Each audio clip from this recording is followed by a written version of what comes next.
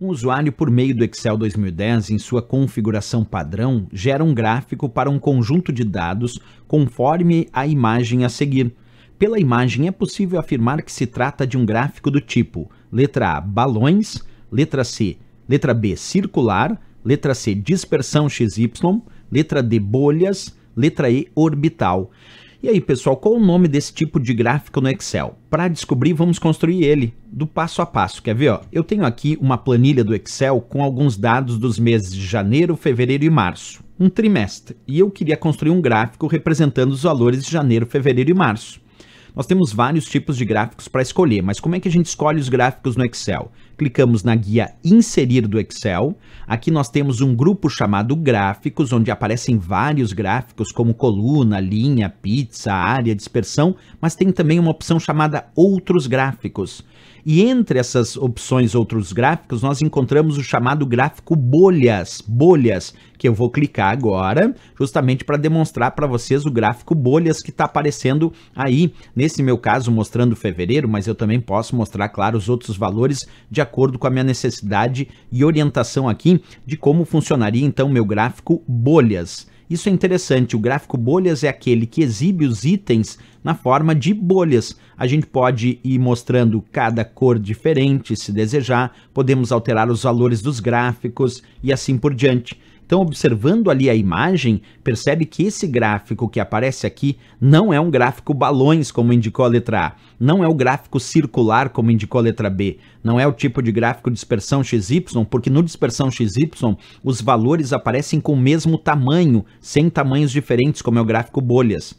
De fato, é a letra D de Dinamarca a resposta correta, um gráfico bem útil aí dentro do Excel. E também não é orbital, porque não é esse nome que existe dentro do Excel. Resposta, então, nossa letra D de Dinamarca para essa questão. Agora, uma dica importante para vocês que estão estudando aí.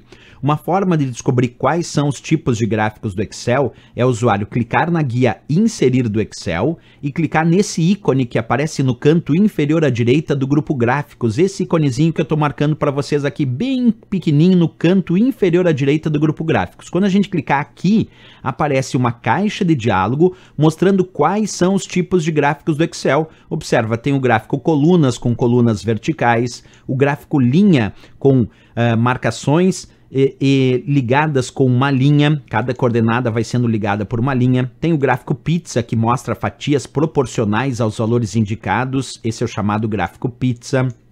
Tem o gráfico barra, que as barras são horizontais, porque no gráfico coluna as colunas são verticais, e no gráfico barra as barras são horizontais, como a gente enxerga ali na imagem.